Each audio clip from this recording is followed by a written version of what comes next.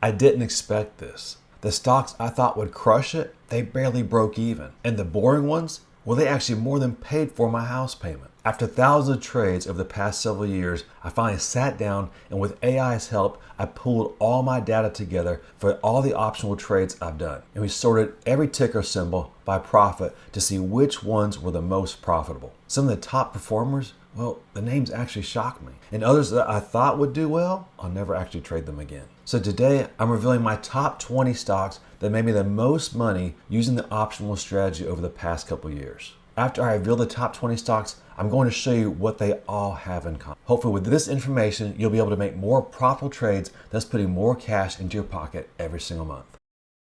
As you see here, this one stock made me over $12,000 over the past several years, and I barely noticed it while it was happening. The number one most profitable wheel option stock I traded in over the past several years is DLR. Before I talk in detail about the various trades I did in DLR, let me first show you the chart or what happened during this time frame. So here you're looking at the weekly chart of DLR, and in the white box, that's the time frame of the trades I'm going to share with you in our Excel spreadsheet. Although we were not in option trades in DLR during this entire time, this is our time frame. So notice it starts back here. We did some trades in 2018 all the way through 2024. And just kind of notice some things that happened with the stock. It was trading for around $105 per share. It then had a strong advance and got as high as $180 per share. Then it quickly dropped and reached a low of around $87 per share. And more recently, when we quit trading in it, it was trading for around $180 per share. So I think you'll agree that it was quite the roller coaster when it comes to the charts. But what about our profit and loss? Was it this same wild roller coaster? Let's take a look. So here you see all the trades I've done in DLR over that same time frame. You see the first day we sold an option was December 24th of 2018. And notice that at the beginning, we're only trading one option contract. It was cash secure put options or covered calls. And towards the end, we started trading more contracts, generally two contracts of cash secure put options or covered calls because our account size had grown. One column I'm very interested in, and you probably are also, is what was our net cash flow? We saw how wild the chart was, but what about our cash flow during the same time? Here's your ongoing cash flow or ongoing profit and loss in this position. And notice these numbers, for the most part, they just steadily climb. As I scroll down, you see that that's what happens. For example, here you see around May and June of 2022, our cash flow had reached a net profit of $5,000 per share, but then it dropped down to $3,000 per share. But notice what happened. It started climbing again. And again, we see another spot right in here around October of 2022 when we sold those options that we were at $6,100 total. But then the next line you see we drop back down to $4,000 per share. Again, the profit begins to climb. We see a few bumps in the road, but not too big. So that when we get all the way down to the bottom, when the stock was eventually called away from us,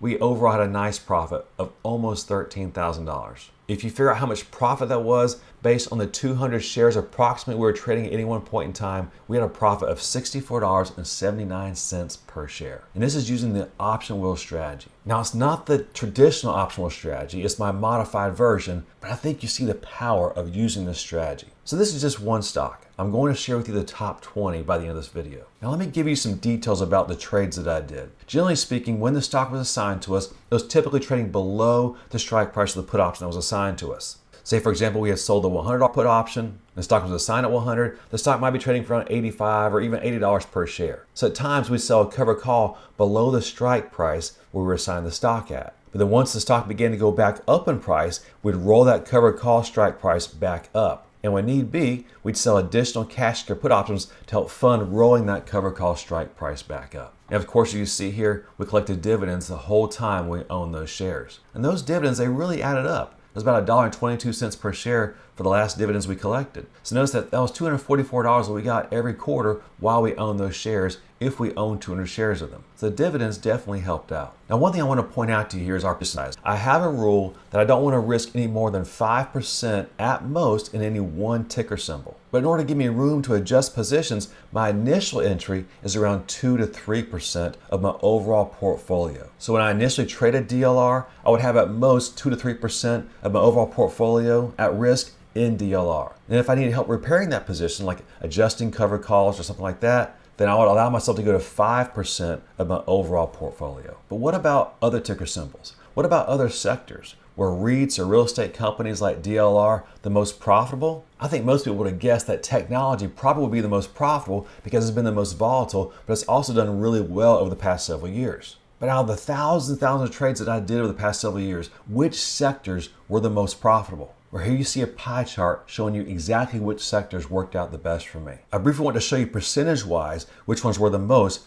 then I'm going to show you dollar-wise which sectors were the most. So percentage-wise, notice that the very top performer was the REIT or real estate sector at 31.4% of my overall net profit over the past several years. Coming in second place was healthcare at 26.8%, and then we have consumer staples at 14.9%, then financials, then notice where technology came in at. It was in fifth place at 9.4%. I would never have guessed that. I would have thought I'd done a lot better than that, but it came in fifth place. And then behind that, we have energy and consumer discretionary. But what does that look like as far as dollars in your pocket? Here you see the actual profit or dollar figures by sector. Notice that in real estate companies, REITs, we pocketed a net profit of over $50,000. In healthcare, what was a profit of almost $43,000. In consumer staples, it was almost $24,000. In financials and technology, they were about $15,000 or $16,000. So let's kind of think about this for a minute. What does this mean? One thing that stands out to me is that REITs and healthcare, they tend to pay a pretty good dividend. And consumer staple companies, they pay a pretty good dividend as well. So what's kind of standing out to me here is that it seems like dividend stocks,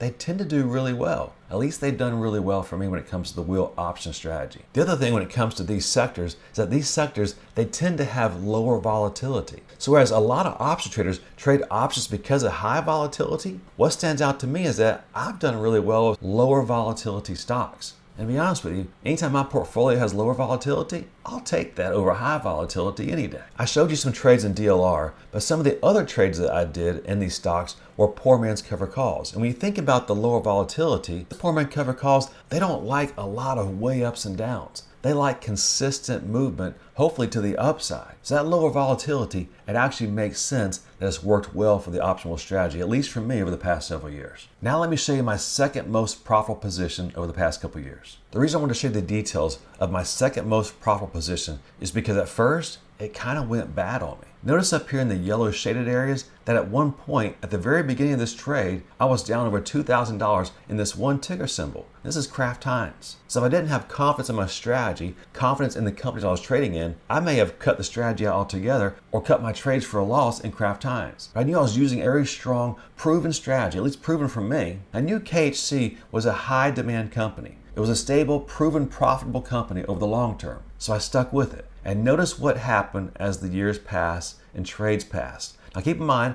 I don't always trade these ticker symbols. I am in and out of these trades as you see here. But notice in the end, we pocketed over $11,300 in KHC. And notice the trades here. Remember me saying I wasn't always in these trades. I was in and out when opportunities present themselves, and I was out when it didn't look good. Well, notice that we haven't done a trade in this over the past couple years. The last trade we did was in 2023. So although these spreadsheets are snapshots of the past several years, we didn't trade in these stocks the entire time. We picked our spots. We picked the best opportunities to sell cash secure put options, and when it was advantageous to us, we'd allow them to be turned into covered calls, begin collecting those dividends, and possibly sell additional cash secure put options against these positions. And sometimes that meant not trading in a ticker symbol for years. So although this stock started out kind of rocky, we were at a $2,000 loss just a few trades in the end, it's my second most profitable stock when it comes to trading the option wheel strategy. And just so you know what the chart looked like during this time frame, in this box is the time frame we did these trades. Notice that when we started out, Kraft Heinz was trading for around $30 per share. It then reached a high all the way up here around $45 per share. So a pretty big jump in price, it's about 50%. And then came back down, was trading for around $33 per share. So it kind of gave all that profit back when it comes to just the outright stock ownership. Then had a pretty sharp advance, was all the way back up to around $45 per share, then back down to around $33 per share. When we finally did our last trade, it was trading for around $42 per share. So overall, a pretty rocky roller coaster ride, even for a stable company like Kraft Heinz. But overall, it was our second most profitable wheel option strategy ticker symbol. So the lesson that really stood out to me when it comes to the Kraft Heinz trades is that trading in stable, proven companies, it adds some nice stability to your portfolio. It helps you to feel confident that even when things go against you, like they do with Kraft Heinz, in the end, things will work out. As you can see, they worked out really well for me. Before I get to the common DNA of my top 20 stocks and show you the whole list of the top 20 stocks that are most profitable for me over the past several years trading wheel strategy, let me ask you, Have you had a stock like KHC that went against you? Maybe that went against you in a big way and then rebounded? Share with me what your favorite optional trading stocks are down in the comment section below. If you want to pause the video, no problem. Just pause it, type your comment. I'll be right here when you get back. Now, what is the common DNA of my top 20 option wheel stocks? Because obviously, if we knew which ones were consistently most profitable, that's the ones we want to gravitate to, right? So what do they have in common? Well, the answer to that question is probably more than we would think. It was more than I thought. Let me show you. Here are 5 important things I think you need to keep in mind when you're picking the ticker symbols you trade your option wheel strategy in. First of all, on the far left here in green, you see that predominantly the stocks we are most profitable with were large cap stocks. This emphasizes the importance in trading in well-established, proven companies. Next thing that stood out is that we made a lot of money on dividends. If you're going to have covered calls, why not have covered calls in dividend-paying stocks? If you're going to trade in non-dividend paying companies, which I do that also, then I probably wouldn't own the stock. I'd probably do something like a poor man's covered call. But dividend income really contributed towards our profitability. So overall, I'll lean more towards dividend stocks than non-paying dividend stocks. But again, I will trade in non-dividend paying stocks. But those dividends, they sure are easy money every month. What about you? Do you like getting dividends? Let me know in the comment section below if you like getting those dividends. All right, the third important thing I wanted to share with you is sector dominance. And you saw that in the last slide. Real estate companies and healthcare really beat the pants off a lot of other sectors. So I'm definitely going to continue trading in those sectors. But something else that really stood out to me is the importance of picking your spots, picking your moments. You don't just want to trade in a ticker symbol the entire time. Pick when are the best entry and exit points for the stocks or ETFs you're trading in. So basically, be strategic when it comes to entering and exiting positions. That really improved our overall profit. And finally, fifth, something I noticed that's kind of the opposite of what the overall consensus is I like trading in lower volatility stocks. As you saw, they can pay really well. Trading stocks experiencing volatility is fine if, in my opinion, it's a very proven company. In fact, to me, that's the perfect setup. When I'm looking to do a trade, it's in a very mature, stable, consistently profitable company, but it's experiencing volatility, well, that's the best of both worlds. But what I absolutely will not do is just trade in a company because it's experiencing high volatility. A company must be proven. It must be consistently profitable if I'm going to trade in it. So overall, I'm okay trading in lower volatility companies because my P&L likes it as well. So overall, one lesson that really stood out to me is that when you're trading the wheel strategy, it's not about home runs. We're not trying to be Babe Ruth with this. It's okay to have some Babe Ruth trades, but predominantly you want consistent cash flow every month. So be happy to get those singles and doubles if we're using a baseball analogy. So overall, what did I learn from doing all this research on my top 20 most profitable option wheel trading stocks? What can be summed up in one sentence? Income plus stability equals long-term option wheel success. You don't need to chase volatility to win big. Most of my profit came from repeatable trades in stable, proven, long-term successful companies. And here you see my top 20 list. These are the 20 most profitable companies I've traded in over the past several years, and predominantly I'm using some version of the optional strategy. Mine is a little bit different from the norm, but overall it can be classified under the optional strategy. If you'd like to get access to all the information from this video, I'll post it for my free members on my Patreon group, so please check it out. If you'd like to get an alert whenever I buy a stock or sell options, check out that same Patreon group. Selling put options is one of my favorite ways